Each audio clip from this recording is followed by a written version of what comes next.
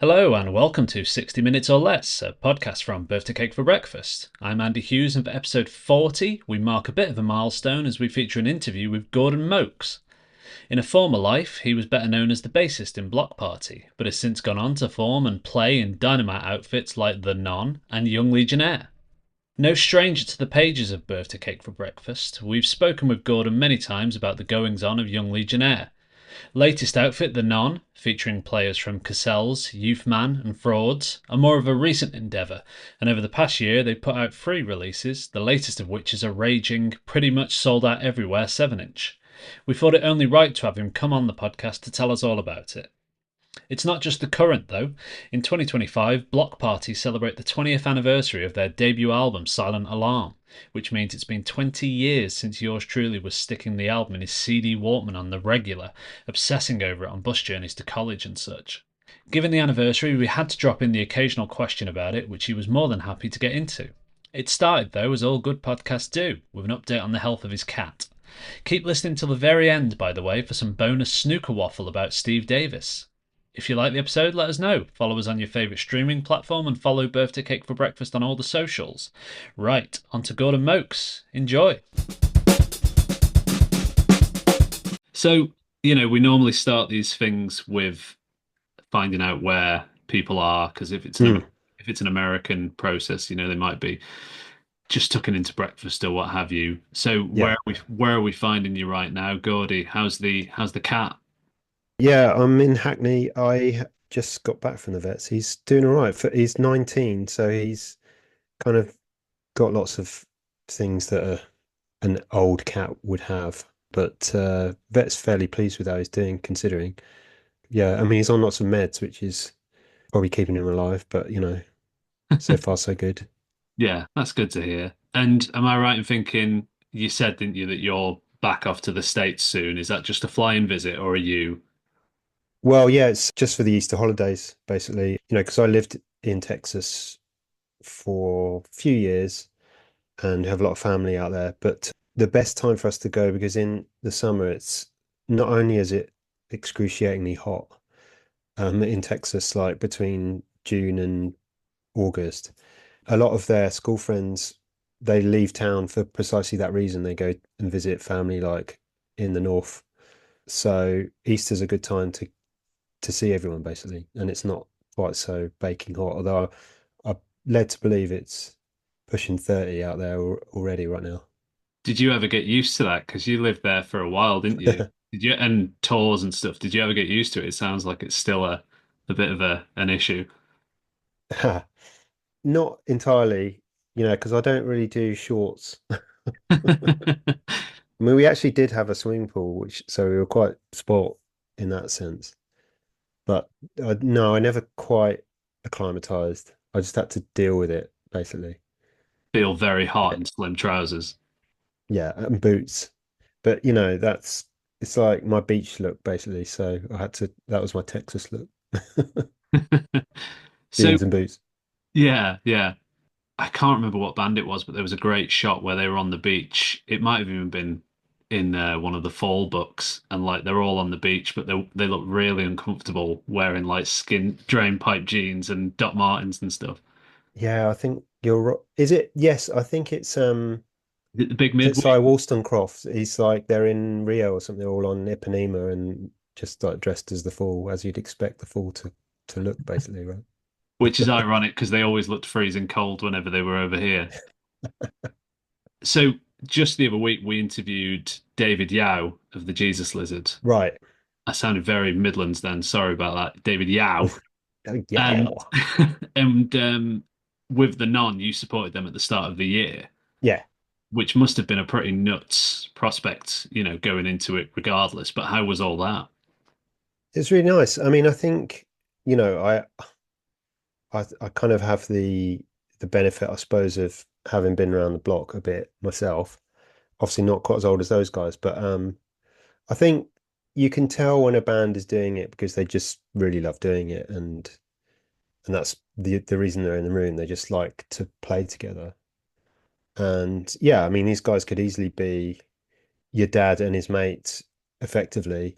They've got the reading glasses and And they're like, it reminds me of when I saw oh, it's gone out of my head completely. The MC5, I think, with Iggy and or was it? No, it would have been the Stooges. And Mike Watt was playing, and I remember like backstage, he was just hobbling down the corridor, like his knees were gone. And I think those guys are a bit like that. Yeah, just really sweet guys who were very nice to us. It's just very refreshing, you know. He seemed very, yeah, very pleasant because when we saw him in Manchester, they were like off like a rocket, and he was like in the crowd within seconds and looked absolutely mental, I thought. But yeah, I think, I mean, my experience is like you're kind of when you're on stage, you I'm not conscious of like the years having gone by. I'm just like playing, and I'm sure it's the same for them. You like the pain comes when you step off, and then all your joints remind you how old you are, you know. But for the half hour or an hour, or I guess they probably did like an hour and a half, you're just like, you know, there's no pain through the pain barrier. yeah. There's a run of good support bands, or rather, a good run of supports that you've had with the Mm. bands supporting you and you supporting other bands. If you had any particular highlights rather of this current run and when you started off. Yeah, we've been quite spoiled. I think it's sort of like I'm sort of trading in a few favors down the years, and I've met a lot of people, and we just because we've all been in different bands and had different booking agents and things, we're all just sort of we seem to know everyone. I mean, it's always a pleasure to play with Les Heavy Fav. I love those guys. And Tim is never disappoints. I think the moment that was like the real like pinch yourself actually was like the last Mets show. Yeah. Um, it was us and McCluskey and Mets, and my oldest, who's 16 now, went in the pit for Mets, which is kind of like, oh well, I'm passing the baton. Yeah, he was absolutely soaked through after that show. And yeah, it was just a real special night that night. That must have been pretty special, just that in itself, seeing your lad do Yeah. his first, like, proper pitting and coming out. Because when you did go to a show when you were that young, you did come out drenched, didn't you? It must have been pretty ace for you. Yeah, I mean, I've had friends who've gone in with like a pair of glasses and never seen them again, you know. Yeah, it's just you know, there's a whole podcast on like the generation gap and like how that's narrowed. But it's really interesting to see, you know, someone who's now 16 kind of listening to a lot of the records I was the same ones that I was listening to when I was 16. I mean, Met's are a good example of a band that obviously have existed in the interim, but yeah, there's a kind of an aesthetic there that's sort of timeless, or at least kind of like frozen in time, maybe. And I'm in my 40s, and you know, I don't go in the pit myself anymore, but it's like a shared experience which I can't imagine having with my dad. That's for sure. In back when I was 16. Yeah, what would that have been like, I was going to say Dr. Feelgood for him, but what would that have been when you were 16? Well, that'll date me, but my dad was not like a rock guy at all. He had some records by the Dudley Moore Trio, so maybe if that was a thing that you could mosh to, I don't know. Maybe two step to that or something. Yeah, I mean, the actual band itself with the non, you Mm, announced the run of shows without anything online, and that was kind of old school in itself in that yeah. an announcement, and then, you pretty much gain some traction from the off. It must have been quite, like you say, you've got these contacts and such, but it must have been nice knowing that you could have these shows out there and people would show up and people would get into it without actually hearing a note. Well, we hoped so. Yeah. It was a bit of a punt. I think, you know, on purpose we played like pretty small rooms. Like JT Saws in Nottingham is, you know, it's quite an intimate little kind of space, for instance. Yeah, it's just nice. There's a goodwill that sort of that came from the off. Yeah, I mean, we're old-fashioned in that sense of like the playing is kind of the focus. I mean, maybe that's still how a lot of bands operate, but yeah, it's like it's about the shows, it's about getting in front of people, really. So it's nice to kick it off like that, really. And it must be nice as well to have that sort of connection with people like, literally there in front of you rather than they have to discover you through Bandcamp or Spotify, from the off before there's any word of a tour. It must have been pretty nice to just have that shared experience, like almost like fresh for both parties. Mm.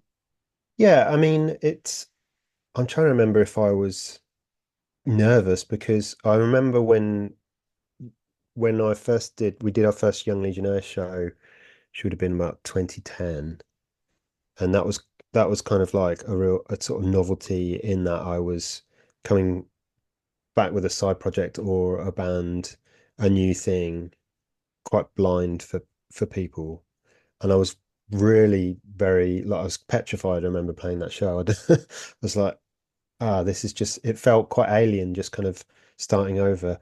This time, because it had been such a while since I played, and the whole spirit of this band is just like, let's play really for ourselves. I mean, like, there was a time when, saying we're playing for ourselves and it's a bonus if anyone else likes it was kind of an omerta, really. You weren't supposed to like be that sort of lacking in ambition, but again, it's like I've been around the block.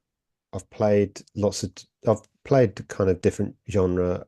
I mean, mostly sort of rock or rock adjacent, but I'm at the point now where I just want to make a racket kind of on my own terms. I don't really care if people get it or not. I just want to do it. And so when you start a band with that starting point, I think you can't go wrong. Well, I mean, unless the room's completely empty, I suppose. But it's just like I want it to be noisy and ugly, and I'm not bothered if people sort of turn away from it. It's been pleasantly surprising to me that people have been like, oh, I get it. I'm really into it. I didn't expect that, to be honest. I've not thought about it that way as well. You kind of raised an interesting point about how once upon a time you weren't supposed to really say we're not in it for the fame and all the rest of it because those it wasn't as common, was it, that you have to really go for it these days, whereas then it wasn't as clear where, the strings were, so to speak, whereas now like everyone's got absolutely every platform going because they have to push to try and get some, visibility and such. So that in itself must be pretty refreshing as well. Yeah, I mean, I think there was a time when you open the music press and you'd be naturally cynical about whoever this band was because they signed more often than not, they were probably signed to a major label, even if they were on the cover of the NME. And you'd be like, okay, so what of these guys, what are they pushing this week, And the journalism was reflected that, I think, journalists were very skeptical about what bands had to say and what they were trying to prove or whatever. Yeah, it's the opposite in a way. Well, it's similar in I suppose that we're all like ultra cynical about about things. But at the same time, yeah, I mean, there's not some massive machine behind this. It's as strong as our own like passion for it, effectively. Yeah, I think it's interesting, as well that as well as not those having those machines behind this outfit, but also that those sorts of outlets like NME and such, it's not really a thing anymore, is it? Like you No. won't be in that, you won't be able to. I'm sure there are magazines out there that are still pushing this sort of stuff, but yeah, that must be also just so hard when it comes to being a new band and having to, yeah, I don't know, get out there. Yeah, I suppose I still don't know what it would be like to be a brand new band that nobody had ever heard of. But I think there is a universal, which is like if you're good or if you connect with people, that should be a stepping stone. I don't know how you do that though. I wouldn't know. I wouldn't be able to advise a band like how you you do that. You've just got to sort of just be yourselves, be honest to what you hear really in your head, and keep your fingers crossed that actually that does connect. Yeah. Yeah, and the hard work does eventually pay off, doesn't it, really, in these situations? Or at Well, least you hope it does. the work for me is the process, you know. So, yeah, playing with Jesus Lizard is, you know, if I set out to do that, that I've achieved that. So I didn't particularly set out to do that, but I think, you know, we don't have these huge ambitions. It's the act of like writing the song and then projecting it to people on stage is kind of like the end goal as far as I'm concerned. So it pays off. Yeah, it's going to pay off as long as people don't hate it utterly. Or, I mean, I said earlier, I don't care if people hate it, but you know, you just want to feel like you're connecting with people or people like experiencing something, you know. I think that's a good benchmark to have that people don't hate it utterly. That's a good. Yeah, I mean, I kind of feel like in a way I wouldn't even care. You know, I think I'd be if people were indifferent to it, I think that would be the word. If people were like, don't know, wasn't bothered, didn't notice, I think that's why like it's as noisy as it can be, really. It's like you can't sort of escape it if it's playing in the room. And it's, you know, I've brought people to our shows who I've never imagined would be into kind of like noise rock, and they're beaming, yes, just to have this great visceral experience. And that's pretty much the whole point for me, you know.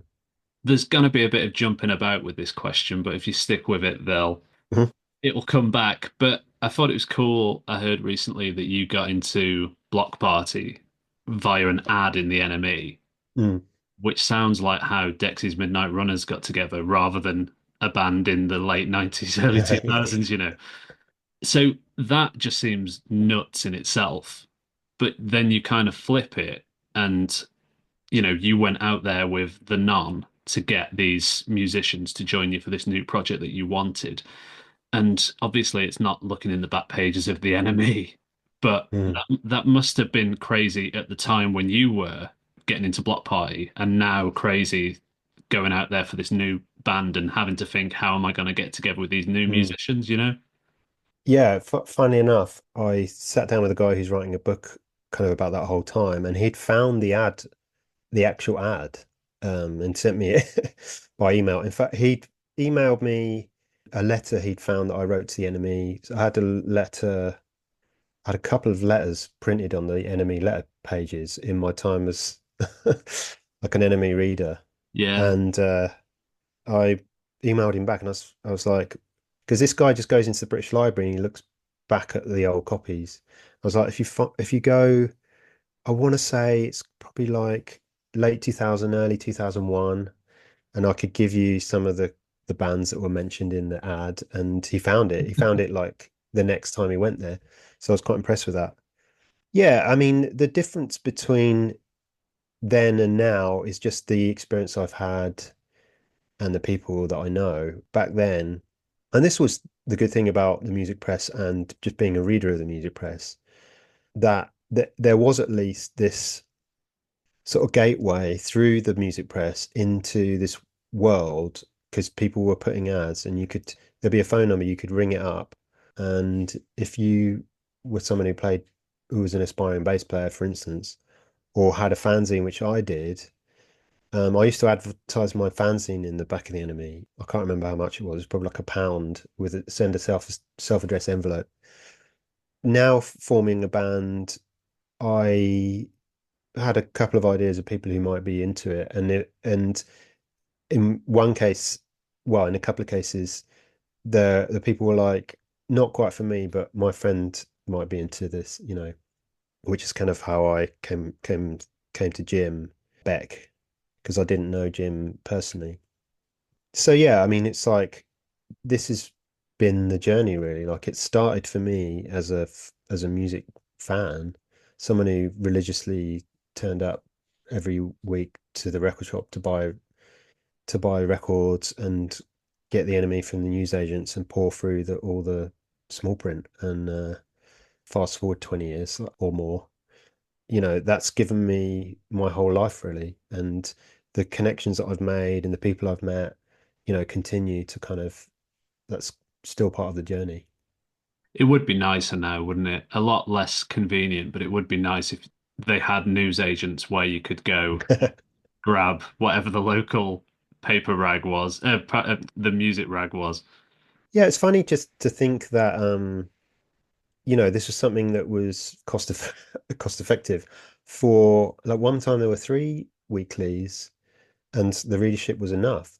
So I think like I don't know if youth culture or whatever you want to call it, like if that's died away or it's kind of dissipated. But it was definitely a thing in the 90s, like I wouldn't have discovered bands that were pretty niche. I think of Huggy Bear was a band that was really important to me, and they were on Channel 4. You saw them on the Word, and they were on the cover of the Enemy, and they were like you didn't have to dig that hard to find this stuff. So that has changed, I suppose. Yeah. It's interesting that you touched on zines as well. Like you've got with the non, it's nice to see that you've got a zine available at the merch, which I'm guessing Mm, is only mm, available via the merch, called non-fiction. From your yeah. background, it must be nice to be able to do something like that as well. Especially, is it your son that's doing the artwork? And Yes. again, that must be so nice to be able to bring everything full circle with that as well. Yeah. I wouldn't have the patience that I had again when I was 17 making this stuff, but I farm out a lot of it to him now. So we have a loose idea for a few things, and he's really good at drawing. So, in the first issue, there was like a double spread just drawing of the band. I wouldn't have had the patience to do something like that. So it's kind of like a collaborative thing. Yeah, I don't know quite. I think it was just, because he's sort of immersed in art and he's doing an art diploma and he's drawing all the time. I was just like, let's do something, let's use some of this stuff. And yeah, I did. Yeah, I mean, like I was sort of a aspiring zine writer before I was a musician, actually, effectively. And that's what I wanted to do was be a music journalist. Yeah, I guess, those things are still in there, but we're still like photocopying it. That's the beauty of it. The nice thing is that he can do it at his college now, and it's a lot cheaper than going down to the library. Yeah, I did once think of doing it, and I was like, "Oh yeah, I could get the work photocopy, and I could do." And by the time I'd got to, I was kind of in the same position as you. I was like, "I need to get this work on someone else younger than me who can figure out how to do this and make it cost effective and Yeah, such." it's great because it's sort of like basically deputizing a lot of the work, and I'm sort of the editor. You finally made it Yes. with that journalism. Right. Yeah. So, in terms of the band members themselves, I've read that Lee Vincent of Pulled Apart by Mm, Horses was there in the early stages. mm. Were there any players that you were keen on that you didn't get to work with, or did you have like a list of who you wanted to work with, or did it kind of come together quite organically? I think because I was moving back from the States, it was like a kind of blank, blank pa page in a way. Lee is someone that I've known for many years, and I was like, I'm coming back, let's do something. His first suggestion for guitar, and we did do a couple of jams, was Jody, who is now in Sex Swing, but I was a big fan of Jody's band, Bullet Union, and I was hoping that Jody would like play guitar and sing because I really like how he sings in Bullet Union. Like going back again 20 years, I would recommend people find that record. But Jody's like, he was very much kind of like, I sort of done my time like fronting bands. I'm happy. And he's like, in Sex Swing, I just have to play one note for like 9 minutes and I can just slot in. The I don't have to think dream. very hard. Yeah, so we did jam a bit with Jody, but that was kind of around the pandemic hitting as well. So it all kind of stalled a bit then. Jim later came again through Lee, and Jim's just that bit younger than me, so it kind of like what Jim and Chris and Kay have all brought is just kind of like energy that I don't have really. So I kind of just coast a bit with their sort of drive on it. It's a good fit, I think, because I can just I've got a bit of sort of experience and I'm basically band dad. That's sort of like my lot with this band. And those guys are like pushing, getting shows and yeah, so it's good chemistry with it. I was going to comment on that because I appreciate that someone in their 40s now is a lot different to someone who was in their 40s, 40 years ago or what have you. Yeah. But the three of them, they're all experienced when it comes to being in bands, doing Mm. shows and such. Yeah, has it been a bit of a different experience, having a bit of distance on them, age and experience wise? I mean, the irony is that those guys kind of they also think of themselves as kind of a bit long in the tooth because they're in their 30s and not in their 20s. And I get it because when you're 25, you can tour in a way that is harder to do like 10 years later. So there's kind of like degrees of separation from like what you'll put up with effectively. So those guys are kind of like trying to do it in a more sensible way than they did it the first time. And I'm just like, I'm just happy to do it at all. That's where I am. So it's like when you start out, you're like, let's do everything. And then when you come around again, you're like, let's do it, but just more sensibly. And then the third time, maybe like me, it's more like, well, I'll see what it is before I say. And yeah, I mean, like we did, that first week, I did sleep on at least one floor during that week, but I was pretty much like, I don't think I'm going to do that. Like, that's not going to be it. I'm not going to make a habit of this. My years of sleeping on the floor are behind me. Was talking to a friend recently and they've just got back into drumming and they had a gig out of town and there was talk of a sleeping bag and a floor and Mm. just hearing it I shivered a little bit and they were like I'm not putting up with this sort of shit because they've been through that sort of stuff as well before. Yeah, how's that thinking of encountering that sort of sleeping in the back of a van whilst you're Yeah. driving to wherever and jumping on the floor and couch surfing and stuff? Yeah. I mean, I think it's just something you've got to like weigh up and like how much do you care about doing this? I was sufficiently motivated because I hadn't played for quite a while to just do these shows, whatever, however, make it work. But I learned quite quickly that I wouldn't be doing that in the same way, like indefinitely. So yeah, it was all right for that particular night. And then after that, it's just like, okay, well, we have a booking agent, so let's just make sure that the fee means that we can get a hotel and things that were at the height of Block Party you just take for granted effectively, like but it's like how much do you care about what you're doing?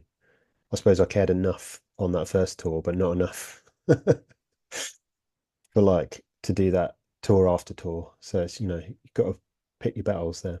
Yeah, and I think, it clearly is evident that, like you said at the start of the interview, you've got to have that passion, haven't you, and be so in, belief of what you are doing. And it sounds like at least for that one tour, at least you were able to put that aside, whilst you thought about how your lower back was hurting or what have you.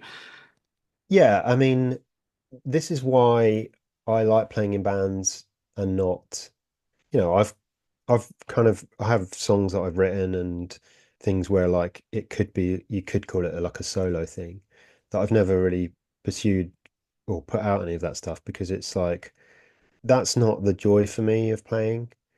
Like the joy for me is like this kind of shared communal experience, which is like greater than the sum of its parts.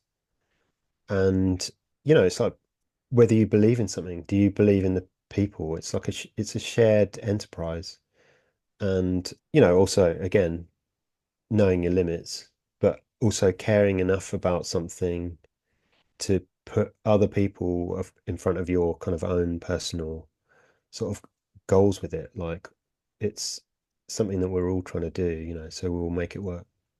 Yeah, it's like David Yao said recently that the focus has got to be there with your limitations as well. So it's no more bourbon before they go on, Yeah. about 10 beers rather than just hard liquor. Yeah, I mean, again, it's like it'll take it out of you, right? I mean, yeah, beer pre-shows, that's still okay for me. Can still get by on beer.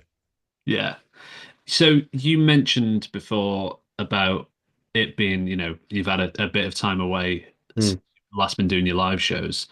What was that like getting back into that? Because not only have you got this new outfit, but then you've got returning to that sort of mm. that live performance. It was very satisfying, actually. Yeah, I felt like I hadn't really been away, which is nice. I guess it's kind of like getting on a bike kind of thing. Like it just felt quite natural.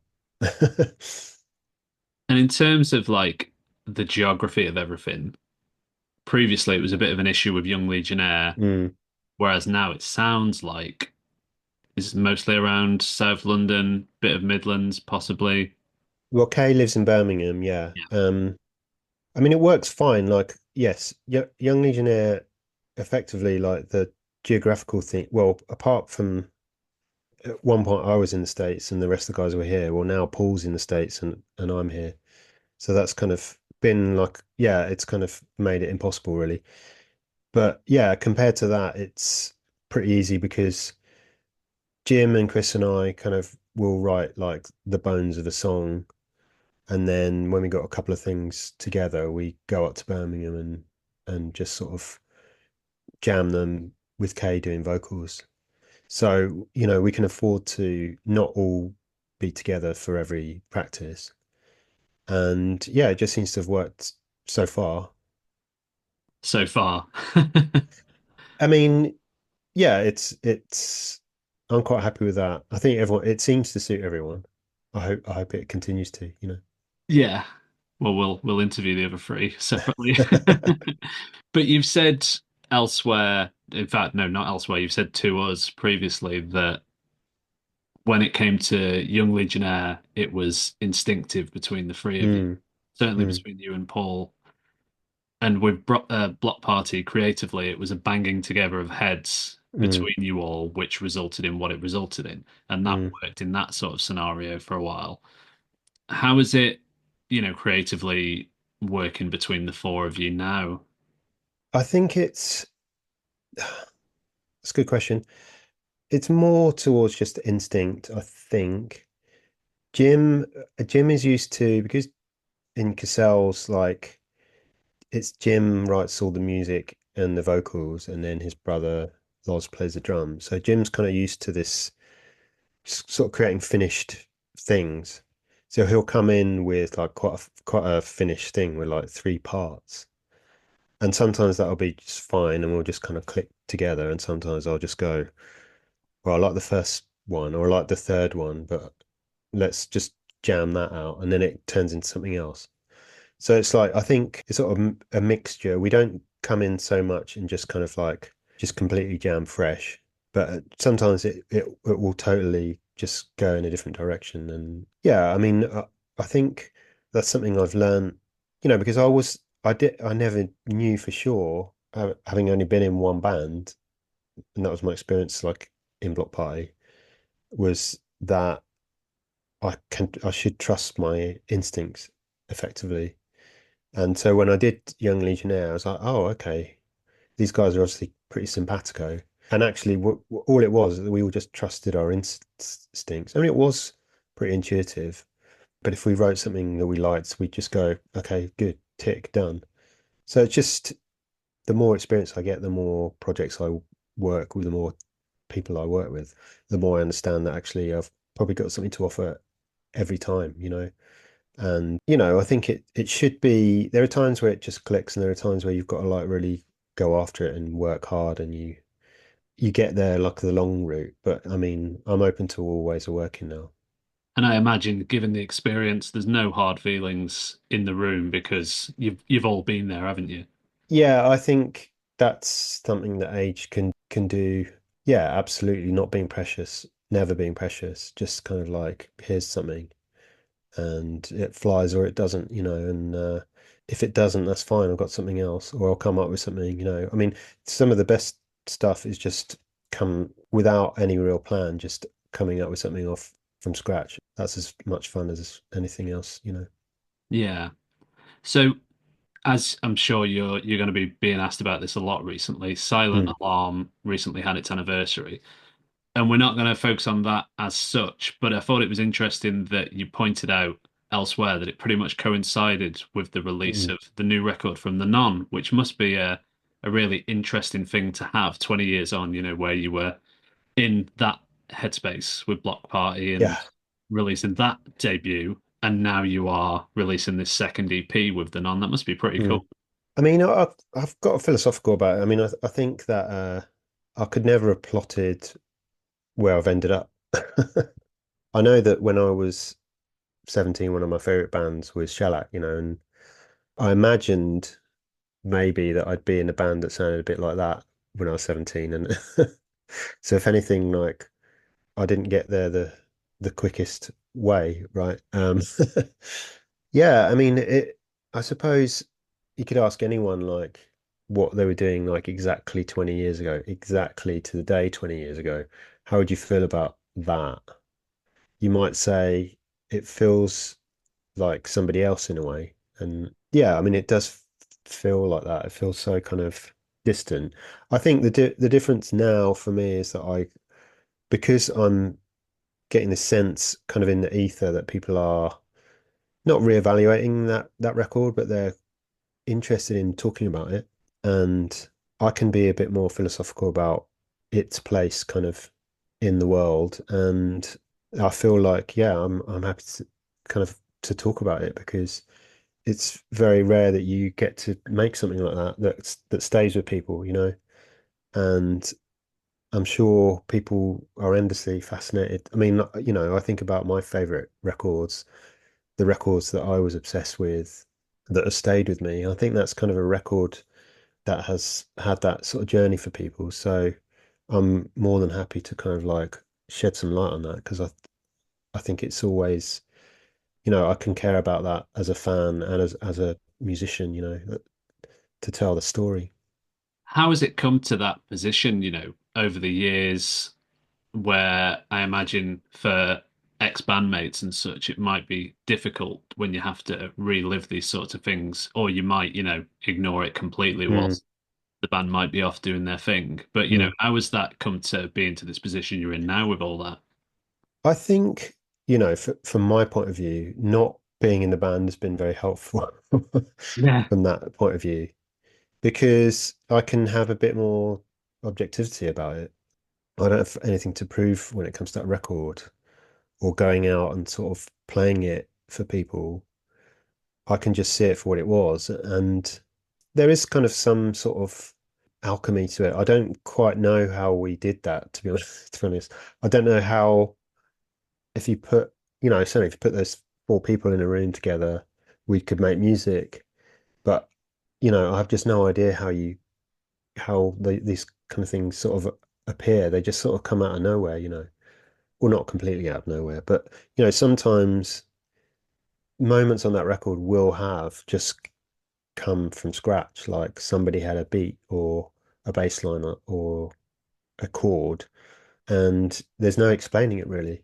For me, just the distance I have from it really helps to kind of have a bit of objectivity about it because I think on balance I'll go, yeah, it's a pretty good record.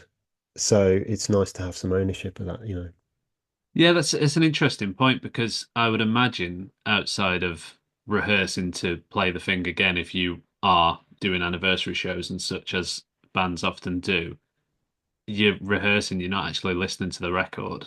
So it must be interesting. It must be interesting to come at it from that perspective. And like you say, Yeah, I mean, but that's true for a band that are playing a record. I mean, you know, a record is really just like it's like a photograph of a moment, right? You know, I can think of lots of bands who've got older and they'll still be playing that music, but it won't ever be that moment again, you know. That's the beauty of it. I mean, the nice thing for me is that I've actually been playing with Matt again recently. We talked for years about trying to do a project together. in the last couple of years, we've been getting together, not very frequently, but we've got a few ideas that we're working on together. And so I can say that we don't go into the room, me and Matt, and go, let's play positive tension or something. We just, we're friends, we're making music together. That's just in the locker. It's not something we have to resample. I think it would have been hilarious if it was the other way and you did just get into the lockup and you were like, let's do alarm Positive tension, band. she's hearing voice, and yeah, Yeah. I suppose that's it. You need some other people other than just the bass and drums. But I put a clip up on my Instagram of just me and Matt playing the other day, and the response I got from that was like amazing, really. Just people going, "Oh wow, this is like a dream team kind of thing." And so to tap into that is lovely, and that's so it's really nice to be able to do that alongside looking back on the journey and my friendship with Matt, which kind of has endured, but to also be able to play with him again is kind of like the icing on the cake. I've got the impression from the way you've talked about Matt in the past that you two are, you have got such a nice friendship, and Mm. it must be nice that you've been able to hold on to that, after leaving the band and such, Yeah, the pair of you.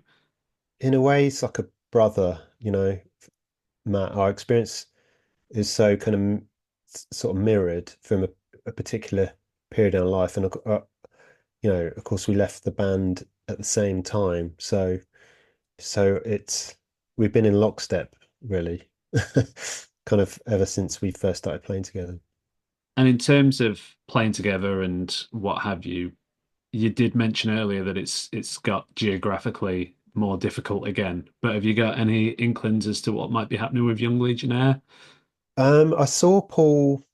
Paul's been over. He lives in LA most of the time now, but he's talking about possibly coming back more permanently. I saw him actually on the last Nun tour. He played in Newcastle and he was around, so he came down to show and we had a bit of a chat.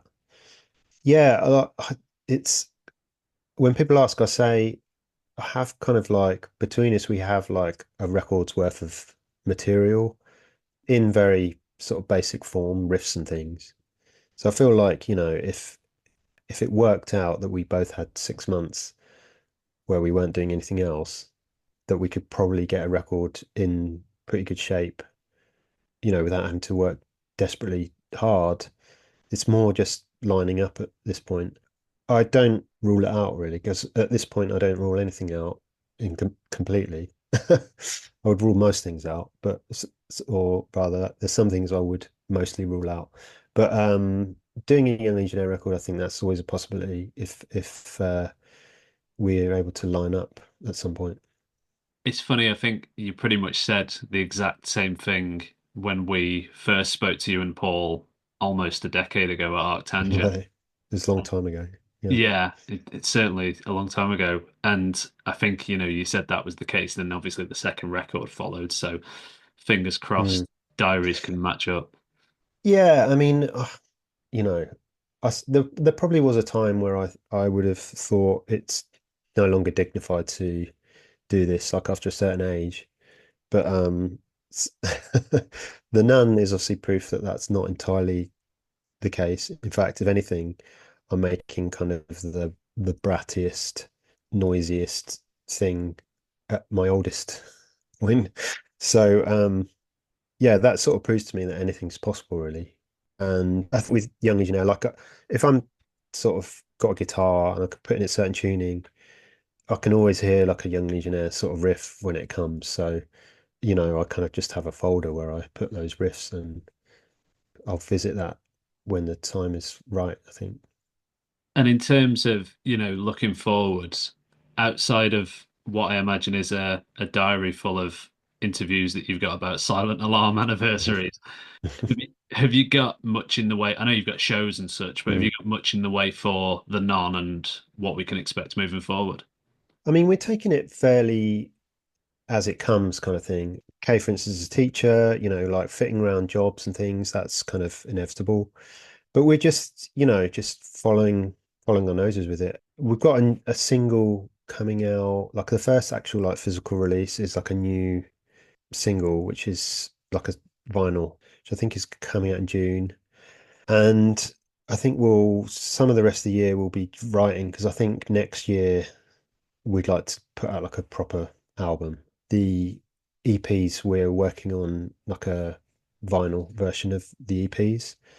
But yeah, I think just kind of keep riding it really and see where the songs take us. And it's a really easy thing to turn up and play and make noise with these guys. So and Jim and I share like a rehearsal room effectively. So there's always stuff we can work on.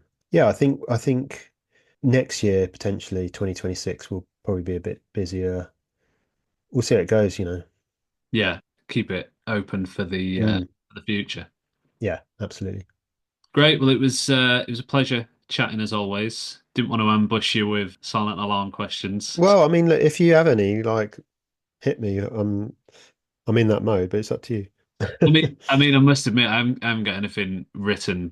I was going to say actually, it might be a painful point, but have you any thought on the actual tour that's happening from the Block Party rather side of things? Because Yeah, I mean, I look, I don't follow it particularly closely. I sort of get the feeling that like the band has been through a few sort of incarnations, right? So I don't know how close it is to what we were. I'm assuming it's quite different by now. I don't know. I mean, like I mean, arguably you'd make more of it than they have, but I can understand why you go out and play that record. It's the one that people remember, right? So you're going to lean into that. I mean, it's nice for me. I'm sort of at peace with the whole thing, and I think having another band where I'm like busy and like I'm engaged in something that's new is actually, again, it puts it in perspective for me. I'm not playing a record that I made when I was a very different person. It's a long time ago. So I don't worry about the need to go and play those songs. For me, they live on that record and in the past in my experience, and I was happy to leave it when I did. So yeah, I mean, I guess when you've got bills to pay, you're going to go and play those songs. Yeah, I don't have the same urge to play them particularly. plus you and Matt are playing Positive Tension in the lockup every night anyway. So Yeah, exactly. Well, I don't know exactly at what point the stuff I'm working on with Matt will sort of see the light of day. I hope it will.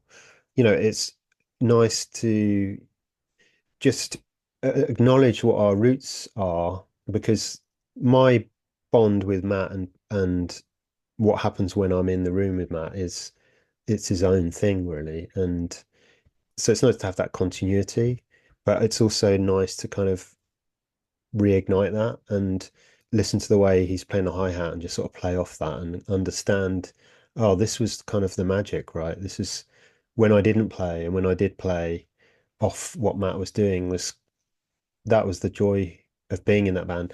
And it's basically why I left when I did, because I didn't really want to do it with other people, basically. but that's so good that you know that that friendship's endured and you still Mm. have the record. And it's nice, I imagine, from a personal standpoint, to be able to be at peace with. Yeah, I mean, they can't take that away from me. Not that anyone has tried particularly, but that's there forever. So I can always go, I did that, and this is what we sounded like in that moment. And the positives of that are things that I carry through into to playing with Matt. And the negativity that may or may not have been there, I've put aside now.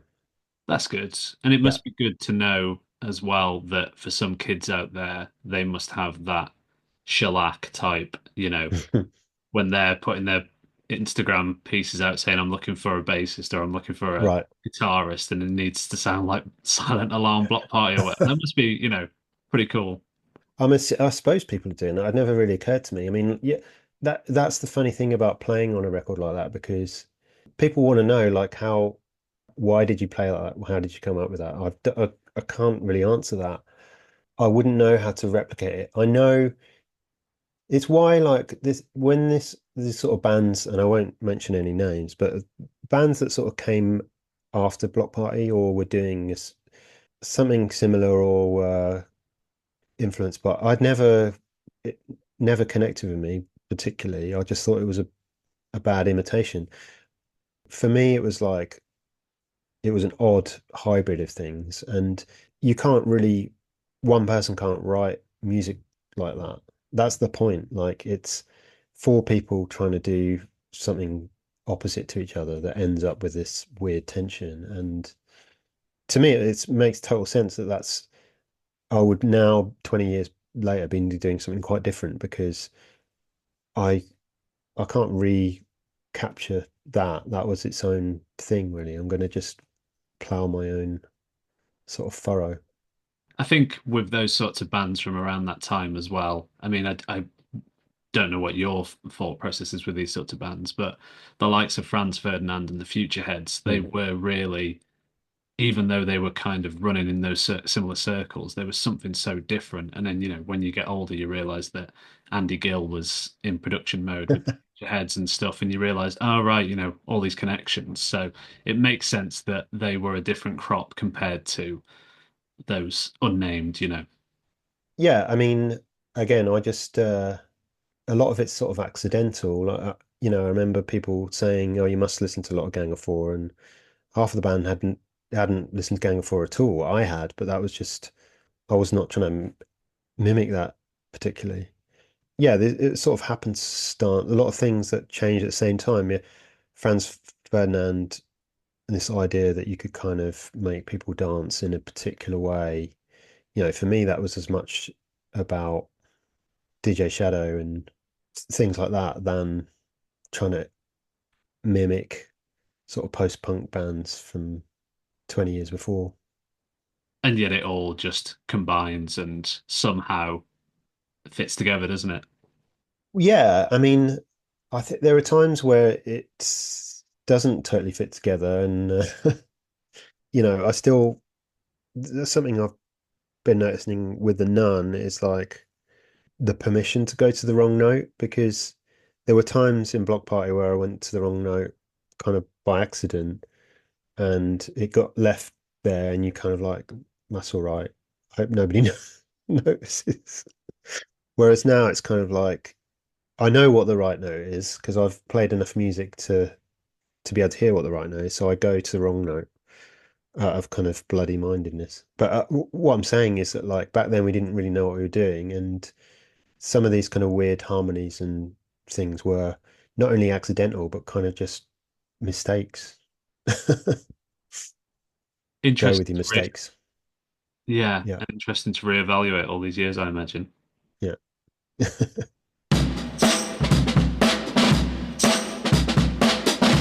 When was your last Steve Davis interview? Well, it was posted, so we started Oh, this. you've done that one already. Yeah, and he's such a interesting chap because you'd think that like the snooker aspect is gone, but then like in the interview he's talking about talking to the old snooker bods about modular Right. synths and stuff, and them showing up to gigs of his and being like, what the hell's this and stuff. Yeah, interesting chat. Apparently there's a few music heads in snooker because, and I'm like a snooker obsessive. Yeah, And yeah. I was watching it's been on ITV this week, and they had an interview with Stephen Hendry, and one of the questions was, how did you discover Neutral Milk Hotel? And Stephen Hendry goes, "Oh, Neil Foulds, he showed me that." So there's clearly some people like know what they're talking about. Yeah, But the funny thing about I read Stephen Hendry's autobiography, and he yeah. does have like these lists every so often in the book. And at one point, it's like his favorite 10 bands, and I think it was like U2 and Snow Patrol, and I was like, right, No yeah, neutral not milk. interested. Did you read Steve Davis's book with Cavus? No, I should read that really. Really? I It's should read that. because that is pretty much that top 10 list you've said, but like Yeah. these huge essays about, magma and who knows He what. was always a weird like prog guy, wasn't he, Davis? Yeah, yeah, yeah. Which is believable Um, at the time, isn't it? I Yeah, it's the funny thing is like I went to the snooker seniors last year, and you've got like Stephen Hendry, Jimmy White, some of these old guys. I don't go up to them, but I feel like if D Davis was there, I could probably go up to him and get him oh on the yeah, subject definitely, of definitely. music. Yeah. So at one point, I need to make that happen. It must be interesting if you're like a snooker bod as well, and you see people like yourself turning up It because doesn't overlap very much. That's the thing. there's no Like correlation. occasionally, like you see Ronnie Wood at the snooker because he's one of Jimmy White's pals, and I Yeah, think like one of Kasabian was like at the Crucible once, and they had the camera on the guy from Kasabian. yeah. Like nobody's ever approached me. I just pay, I buy a ticket. I don't get any like freebies. Oh, you're But not getting comped or anything. Just doing it for the but love of it. yeah, I'm just a fan in my head. But yeah, I reckon Davis, yeah, definitely go up to him. He'll chew your ear off about, yeah, putting on. I bet. I just Mate, I'm sure like at some point we'll do a gig or something, it's just like I've been out of the loop gig wise, but I'm back. So at some point I'm going to bump into him, I hope. Yeah. Yeah. That sounds cool, man.